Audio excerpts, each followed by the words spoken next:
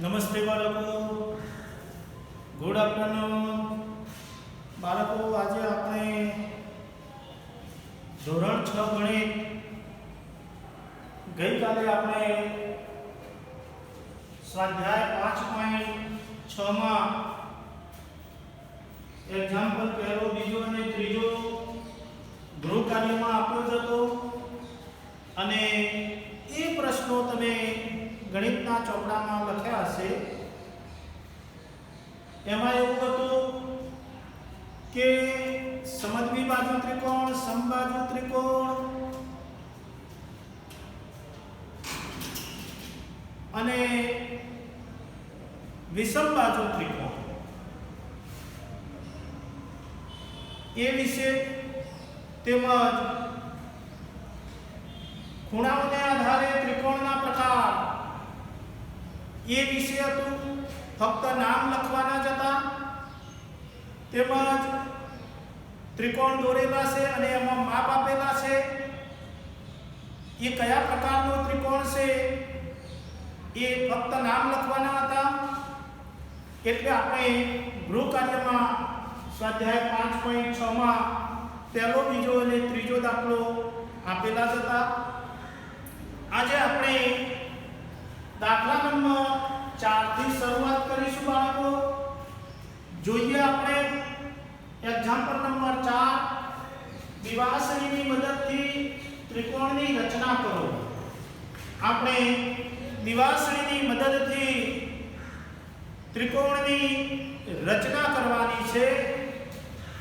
કેટલાક ત્રિકોણ દર્શાવ્યા છે. અહીંયા આપણને ત્રિકોણ પણ સૂચવેલા છે. શું તમે નીચેનાનો ઉપયોગ કરી ત્રિકોણ બનાવી શકશો? અહીંયા 4 પ્રશ્નો આપેલા છે. 3 દિવાસળીઓનો, 4 દિવાસળીઓનો, 5 અને 6 દિવાસળીઓનો. યાદ રાખો કે દરેક વખતે તમારે આપેલી બધી દિવાસળીઓનો ઉપયોગ કરવાનો છે.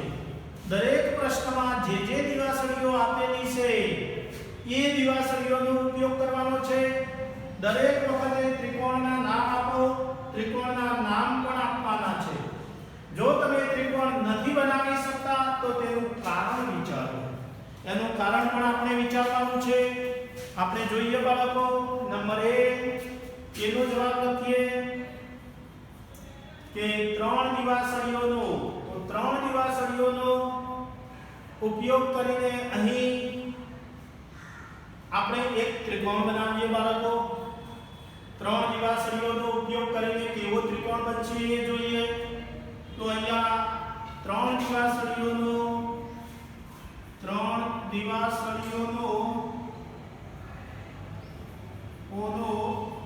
ઉપયોગ કરીને અહીં સમબાજુ ત્રિકોણ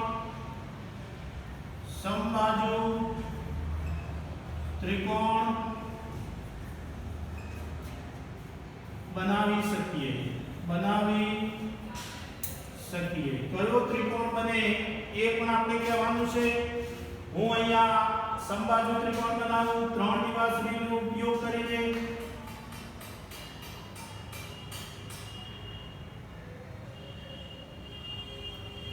આ પ્રમાણેનો 3 દિવાસળીનો ઉપયોગ કરીને સમબાજુ ત્રિકોણ બનાવ્યો. બી નંબર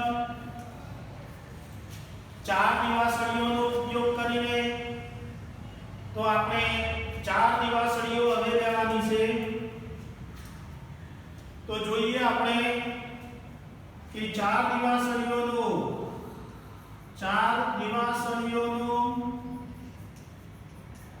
ઉપયોગ કરીને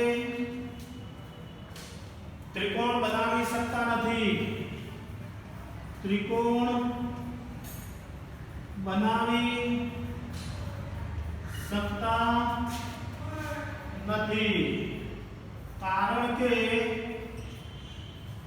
કારણ બતાવીએ આપણે કેમ 4 દિવાસળીનો ઉપયોગ કરીને બનાવી શકતા નથી.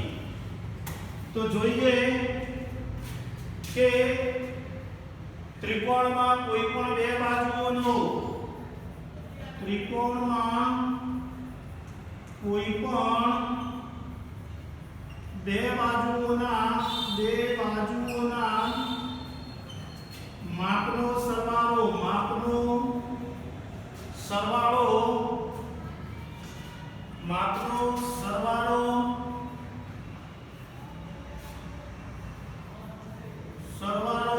ત્રીજી બાજુના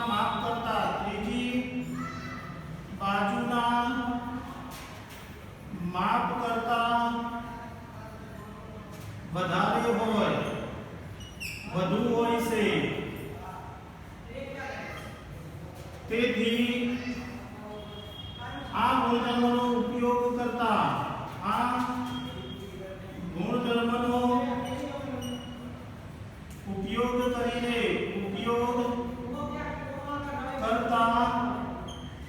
ચાર દિવાસળીઓનો ત્રિકોણ બની શકતો નથી. ચાર દિવાસળીઓનો ઉપયોગ કરીને ત્રિકોણ બનાવી શકતા નથી.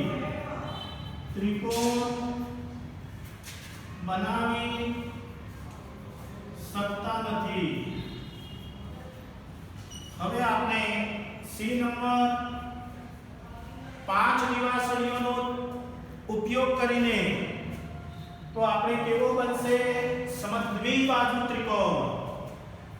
5 દિવાસળીઓનો ઉપયોગ કરીને અહીં સમદ્વિબાજુ ત્રિકોણ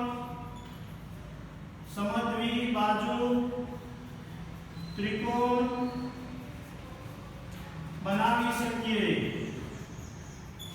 હવે આપણે સમદ્વિબાજુ ત્રિકોણ બનાવીએ તો જોઈએ સમદ્વિબાજુ ત્રિકોણ 5 દિવાસળીઓ. તો આ એક,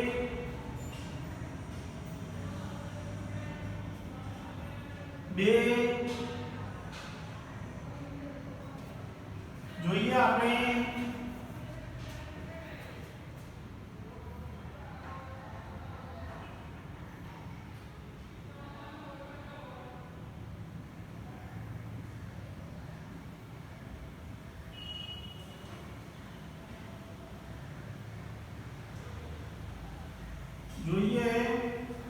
આ 5 દિવાસળીનો ઉપયોગ કરીને આપણે સમદ્વિબાજુ ત્રિકોણ બનાવીએ બાળકો.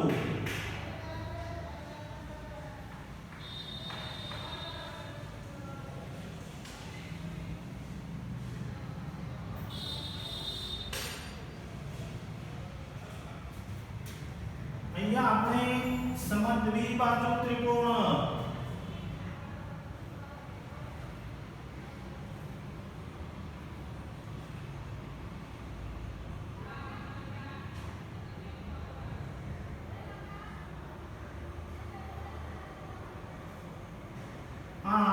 સમદ્વિબાજુ ત્રિકોણ બનશે બાળકો.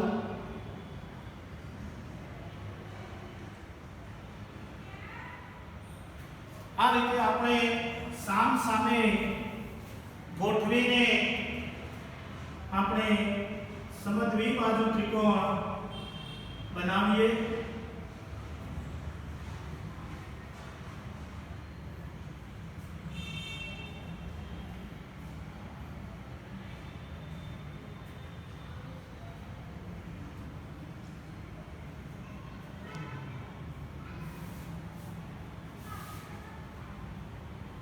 આ રીતે આપણે ત્રિકોણ બનાવી શકીએ. તો આ ત્રિકોણ છે સમદ્વિબાજુ. ત્યાર પછી બી નંબર સમદ્વિબાજુ એટલે આ બંને બાજુઓના માપ સરખા છે, બરાબર. બે બાજુઓ અને આ ત્રીજી બાજુ. 6 દિવાસળીઓનો ઉપયોગ કરીને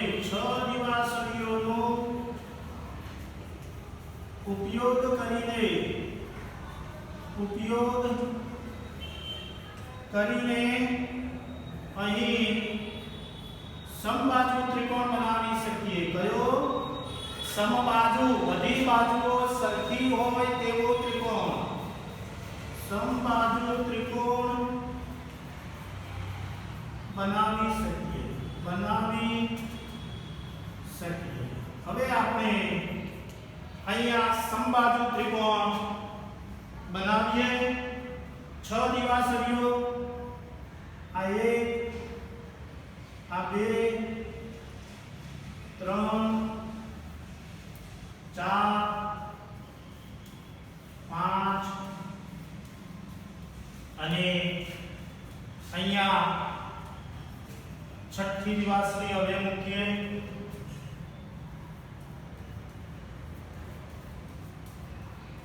આ 6 દિવાસળી એટલે આ સમબાજુ ત્રિકોણ બન્યો બાળકો. 6 દિવાસળીઓનો ઉપયોગ કરીને અહીં સમબાજુ ત્રિકોણ બનાવી શકીએ. એટલે 1 2 3 4 5 6 દિવાસળી. પહેલામાં 3 1 2 3 4 દિવાસળીનો ન બની શકે. 5 દિવાસળીમાં 1 2 3 4 ને 5, 6 દિવાસળીમાં 1 2 3 4 5 અને 6. તો આ પ્રમાણે આપણે દિવાસળીનો ઉપયોગ કરીને જુદા જુદા ત્રિકોણો સમબાજુ છે, સમદ્વિ બાજુ છે, એ પ્રમાણેના ત્રિકોણ બનાવી શકીએ છીએ. હવે આપણે આગળ જોઈએ બાળકો. સ્વાધ્યાય 5.7 માટે થોડીક અગત્યની સમજૂતી બાળકો. સ્વાધ્યાય 5.7 માટે એ પ્રશ્નો એવા છે કે સૌપ્રથમ ચતુષ્કોણ વિશેની સમજ. ચતુષ્કોણ એટલે શું? તો ચતુષ્કોણ એ બંધ આકૃતિ છે. ચતુષ્કોણ એક બંધ આકૃતિ છે અને ચતુષ્કોણમાં 4 ખૂણા અને 4 બાજુઓ હોય છે. એટલે કે 4 બાજુઓ વડે રચાતી બંધ આકૃતિ, 4 ખૂણાઓ અને 4 બાજુઓ વડે રચાતી બંધ આકૃતિને ચતુષ્કોણ કહે છે. તો અહીંયા આપણે આ જે હું અહીંયા દોરું છું આ ચતુષ્કોણ છે. 4 ખૂણા એટલે આ 4 ખૂણાઓ છે બાળકો અને 4 બાજુઓ 1 2 3 અને 4. 4 બાજુઓ અને 4 ખૂણાઓ વડે રચાતી બંધ આકૃતિને ચતુષ્કોણ કહે છે. એ પછી કોઈ પણ પ્રકારે દોર્યો હોય બાળકો, આ રીતે કોઈ પણ પ્રકારે ચતુષ્કોણ દોર્યો હોય, 4 ખૂણાઓ અને 4 બાજુઓ વડે રચાતી બંધ આકૃતિને ચતુષ્કોણ કહે છે. અહીંયા આપણને ચતુષ્કોણના પ્રકાર આપ્યા છે બાળકો. એક છે સમાંતર બાજુ ચતુષ્કોણ, બીજો છે સમબાજુ ચતુષ્કોણ, ત્રીજો છે ચોરસ, પાંચમો છે લંબચોરસ અને 6 નંબર છે સમલંબ ચતુષ્કોણ. જુઓ અહીંયા આ 5 ચતુષ્કોણની વ્યાખ્યાઓ બોલું છું અને બાળકો તમને અહીંયા હું સમજાવું છું. દરેકની આકૃતિ દોરીને સમજ આપું છું બાળકો. અહીંયા બરાબર સમજો. પહેલો નંબર સમાંતર બાજુ ચતુષ્કોણ, જેને આપણે ટૂંકમાં સબાચ તરીકે ઓળખીએ છીએ.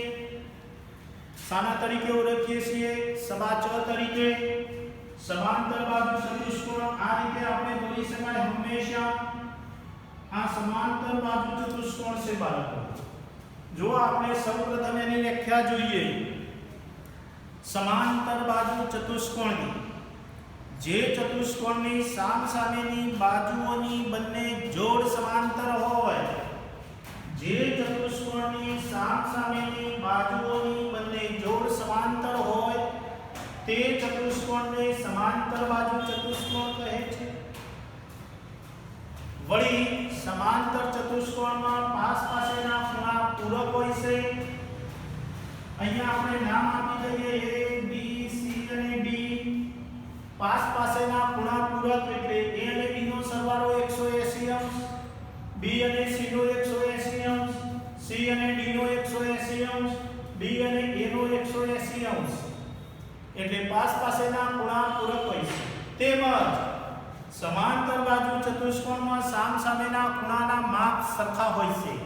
જો આ 45 અંશ હોય તો સામે પણ 45 જ હોય. એટલું નક્કી. બરાબર. આ સમાંતર બાજુ ચતુષ્કોણ. બીજો છે સમબાજુ ચતુષ્કોણ. સમબાજુ બાળકો આ રીતે બની શકે. સમબાજુ ચતુષ્કોણ. તો સમબાજુ આ રીતે દોરા બાળકો. જુઓ અહીંયા લગભગ બધી બાજુઓ સરખા જેવી દેખાતી હોય. આ સમબાજુ ચતુષ્કોણ છે. તો જે ચતુષ્કોણની બધી જ બાજુઓના માપ સરખા હોય, જે સમાંતર બાજુ ચતુષ્કોણની બધી બાજુઓના માપ સરખા હોય, તે ચતુષ્કોણને સમબાજુ ચતુષ્કોણ કહે છે. ત્યાર પછી છે ચોરસ. ત્રીજો નંબર ચોરસ.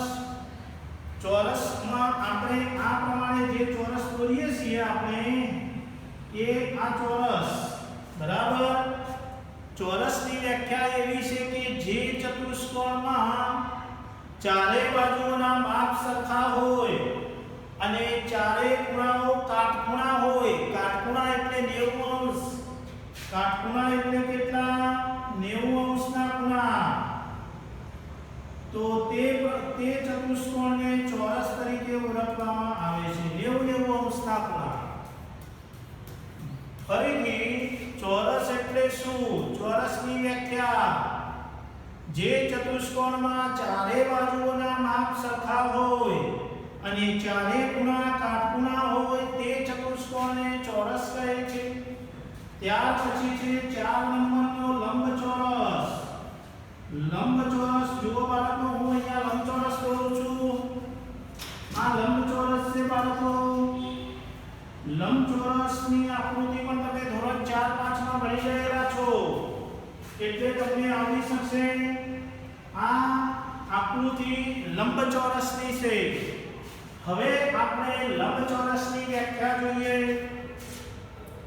તો જે ચતુષ્કોણમાં સામસામેની બાજુઓના માપ સરખા હોય, સામસામેની બાજુઓના માપ સરખા હોય અને ચારે ખૂણા કાટખૂણા હોય તે ચતુષ્કોણને લંબચોરસ કહે છે.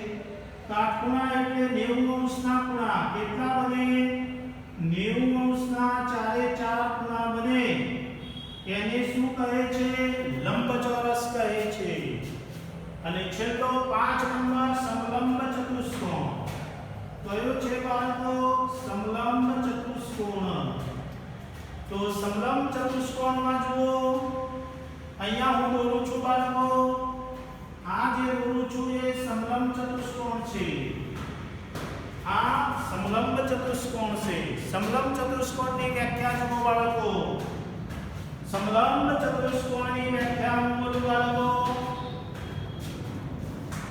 જે ચતુષ્કોણમાં સામસામેની બાજુઓની એક અને માત્ર એક જોડ.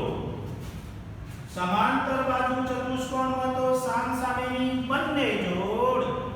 જ્યારે સમલંબ ચતુષ્કોણમાં જુઓ, જે ચતુષ્કોણમાં સામસામેની બાજુઓની એક અને માત્ર એક જોડ સમાંતર હોય તે ચતુષ્કોણને સમલંબ ચતુષ્કોણ કહે છે. તો બાળકો અહીંયા આપણે ચતુષ્કોણના પ્રકાર પાછળ 5 સબાચર, સમબાજુ ચતુષ્કોણ, ચોરસ, લંબચોરસ અને સમલંબ ચતુષ્કોણ એ વિશેની વ્યાખ્યાઓ જોઈ આપણે. એ વ્યાખ્યાઓ પરથી સ્વાધ્યાય 5.7 છે બાળકો. એમાં એક્ઝામ્પલ નંબર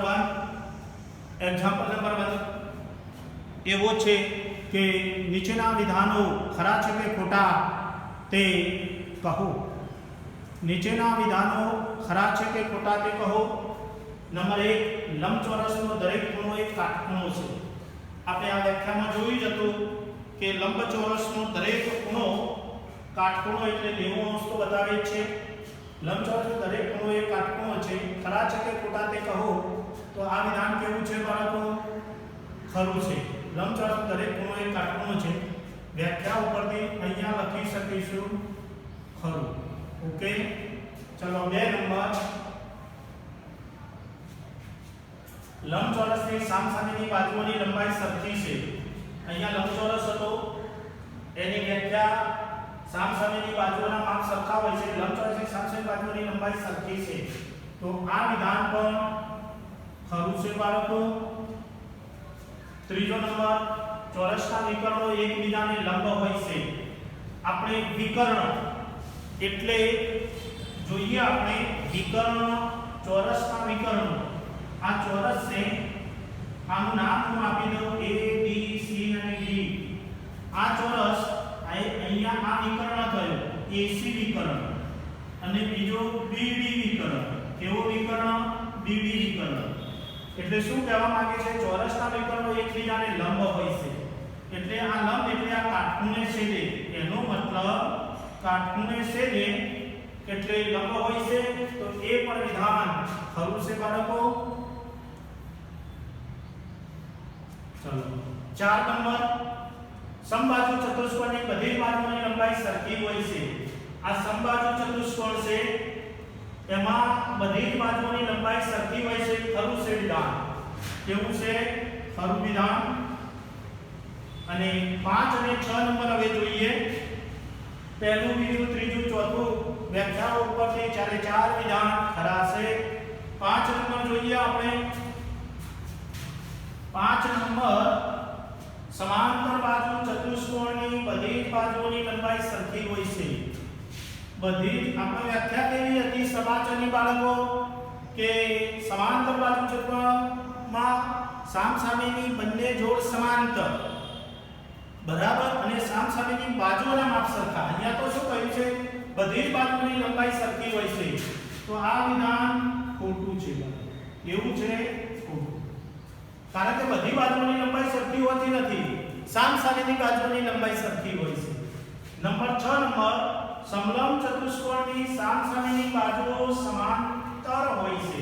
તો અહીંયા સમલંબ ચતુષ્કોણ છે બાળકો. જુઓ, આ સમલંબ દોર્યો છે. એમાં શું કહે છે? કે સામસામેની બાજુઓ સમાંતર હોય છે. સામસામેની બાજુઓની એક જ જોડ સમાંતર છે. સમલંબમાં એક જ જોડ સમાંતર છે, બંને જોડ સમાંતર નથી. કારણ કે આ જે બે જોડ છે એ ઉપર ખેંચી જઈશું તો એ અંતે તો છેદશે. એટલે એક જોડ સમાંતર ખરી, આ ઉપરની નીચેની આ સમાંતર છે. આ જે બંને છે એ ઉપર જતા એ છેદશે. એટલે એક અને માત્ર એક જોડ સમાંતર છે. સામસામેની બાજુઓ સમાંતર હોય છે તો એ વિધાન ખોટું ઠરે. કેવું ઠરે બાળકો? ખોટું. એટલે વિધાન નંબર 6 પણ ખોટું છે. હવે આપણે જોઈએ બાળકો કે અહીંયા આ દરેક ચતુષ્કોણમાં આપણે નામ પણ આપી શકીએ. A B C D, A B C D, A B C અને D, A B C અને D. ચલો અહીંયા આપણે આ આકૃતિઓની સમજ ઉપરથી વિધાન ખરા કે ખોટા બનાવ્યા. હવે એક્ઝામ્પલ નંબર 2, આકૃતિઓ જ ઉપરથી નીચેના માટે કારણ આપો. ચલો કારણ સમજીએ. એક્ઝામ્પલ નંબર 2 છે બાળકો. આકૃતિઓ જ ઉપરથી આપણે કારણ આપવાના છે એ જોઈએ. એક્ઝામ્પલ નંબર 2 છે બાળકો. જોઈએ હવે. એ નંબર, ચોરસને વિશિષ્ટ લંબચોરસ કહી શકાય. એ એવું કહે છે કે લંબચોરસને વિશિષ્ટ લંબચોરસ કહી શકાય. કેમ? ચોરસને વિશિષ્ટ લંબચોરસ કહી શકાય કારણ કે વિધાન અહીંયા આપણે, હું બોલું છું, તમારે જવાબો ઘરેથી લખવાના છે ગૃહ કાર્યમાં. એક્ઝામ્પલ 2 ના જવાબો ઘરેથી હું બોલું એ પ્રમાણે ગૃહ કાર્યમાં લખવાના છે. બીજાના તો જુઓ, ચોરસને વિશિષ્ટ લંબચોરસ કહી શકાય કારણ કે લંબચોરસની સામસામેની બાજુઓના માપ સરખા હોય છે, સામસામેની બાજુઓના માપ સરખા હોય છે। જો સામસામેની બધી બાજુઓના માપ સરખા હોય તો એ ચોરસ બની જાય અને ચારેય ખૂણા કાટખૂણા હોય છે, તેથી તે ચોરસને વિશિષ્ટ લંબચોરસ પણ કહી શકાય। 2 નંબર લંબચોરસને વિશિષ્ટ સમાંતર બાજુ ચતુષ્કોણ કહી શકાય। તો અહીંયા જોઈએ સમાંતર બાજુ ચતુષ્કોણમાં સામસામેની બે બાજુઓ સામસામેની જોડ સમાંતર હોય છે અને જો સામસામેની બાજુઓના માપ સમાંતર બાજુ ચતુષ્કોણમાં સરખા હોય છે।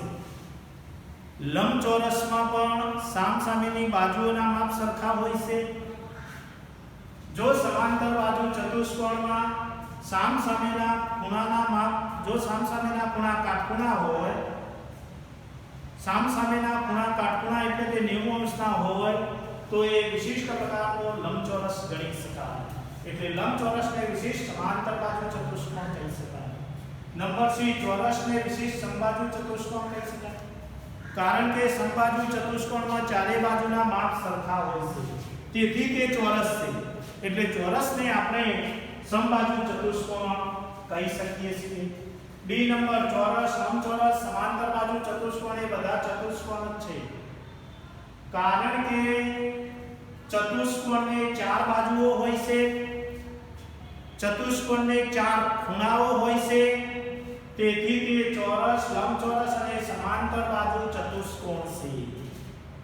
છેલ્લો નંબર ચોરસ પણ સમાંતર બાજુ ચતુષ્કોણ છે, કારણ કે સમાંતર બાજુ ચતુષ્કોણની બધી બાજુઓના માપ સરખા હોય તો તે ચોરસ જ છે અને સમાંતર બાજુ ચતુષ્કોણમાં સામસામેના ખૂણા કાટખૂણા હોય તો તે ચોરસ છે। તેથી ચોરસ પણ સમાંતર બાજુ ચતુષ્કોણ છે। આ પ્રમાણે તમારે એક્ઝામ્પલ નંબર 2 ના દરેક વિધાનના કારણ ગૃહ કાર્યમાં લખવાના છે બાળકો। હવે એક્ઝામ્પલ નંબર 3 જોઈએ। જે આકૃતિની બાજુઓના માપ અને ખૂણાઓના માપ સરખા હોય તે આકૃતિને નિયમિત આકૃતિઓ કહેવાય। બાજુઓના માપ અને ખૂણાઓના માપ સરખા હોય તે આકૃતિઓને શું કહેવાય? નિયમિત આકૃતિઓ કહેવાય। તો તમે શોધી શકશો કે નિયમિત ચતુષ્કોણ કયા છે? તો હા, તમે શોધી શકશો કે નિયમિત ચતુષ્કોણ કયા છે?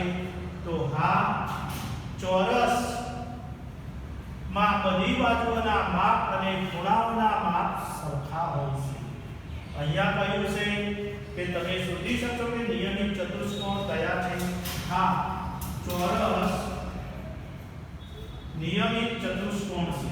ચોરસ નિયમિત ચતુષ્કોણ છે। નિયમિત ચતુષ્કોણ છે। ચોરસની બધી બાજુઓના માપ, ચોરસની બધી બાજુઓના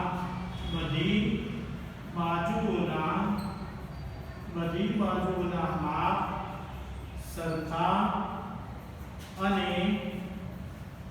ચારે ખૂણા કાટખૂણા હોય છે અને ચારેય ખૂણા કાટખૂણા હોય છે। કાટખૂણા હોય છે। આપણે કહી શકીએ છીએ કે ચોરસ નિયમિત ચતુષ્કોણ છે।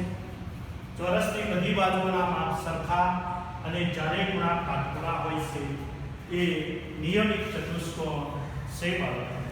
તો બાળકો આપણે અહીંયા સ્વાધ્યાય 5.7 પૂર્ણ થાય છે બાળકો। હવે આપણે જ્યારે ત્યારે સ્વાધ્યાય 5.8 જોઈશું। તમારે ઘરેથી ગૃહ કાર્યમાં